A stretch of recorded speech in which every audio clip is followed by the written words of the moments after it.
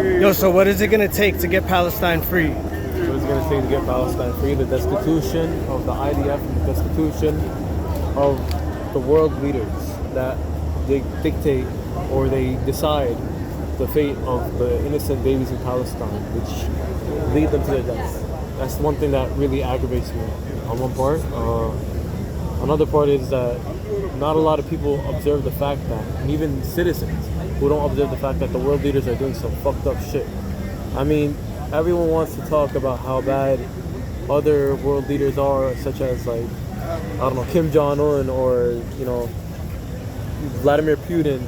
But the worst part about it is the fact that they don't understand that the Western leaders aren't really free from decision. They don't do whatever they want. They frankly get controlled by this invisible government that everyone leads. It's like taken over by the whole world. And frankly, And by invisible government, you mean Israel? Not just Israel, yeah. Of course, the people who run Israel are the same people that run the world. It's the fact that they have literally established so many ways to blackmail, to end other people's careers and other world leaders' careers. I mean, if you really think about it, ask Trump, who is a genuine Jew and Israeli supporter, why he wouldn't release the Epstein files. Don't you think that if Epstein didn't quote unquote kill himself in the jail cell, don't you think he would be pro-Israeli too? Of course. I mean, isn't it crazy he had how connections with them? That's known already. And isn't it crazy how a Zionist president would be in a party filled with little kids and is denying the fact that he would release the Epstein files due to the fact that his name is in there? That's weird, really weird. And A lot of powerful people from both parties are all in there. Yeah. There's a lot of blackmail on all of them. everything that I'm gonna say, like the whole world is fucking disheveled. Everything, it's very disheveled in uniform. That's the ironic part. Disheveled in uniform, organized, like it's so disorganized to the point where it's like it was organized. Like they fuck up everything for a reason, for the people not to see that there's something wrong. They make everything look so much more better. They make everything look so much more worse in one part to distract the person from the other. That's what fucks up so many people's prescription. I mean, Israel controls the media, so that's one thing that you could say about the.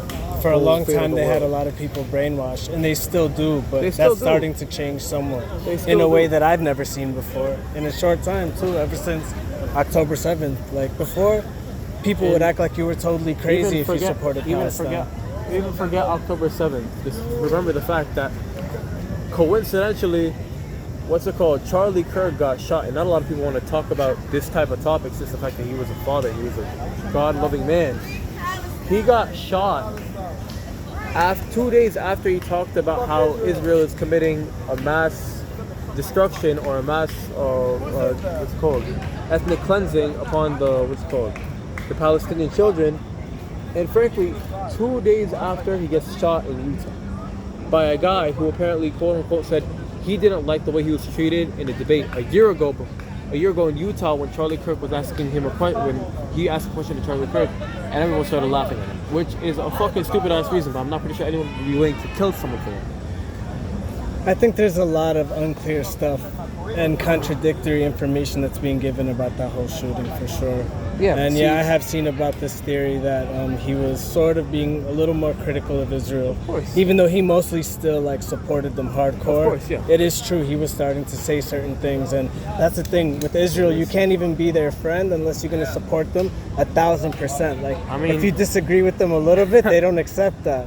And that's what makes it so hard for people to even be like friends with the It Israelis. reminded me of a video which the Israelis would literally press you and say, "Oh, do you love Israel?" On like this the video site called Omegle or Ome TV. They would yell at you, say, "Oh, you like Israel? You love Israel?" It reflects a lot. The government reflects a lot on the people, and that's what frankly disturbs me. They're very arrogant. They are very arrogant. That's the reason why their bad habits are what kicked them out of the 109 countries too.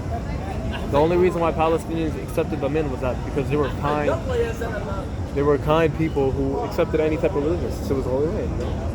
But anyways, Yo, hold up. Can I You want to make a final statement?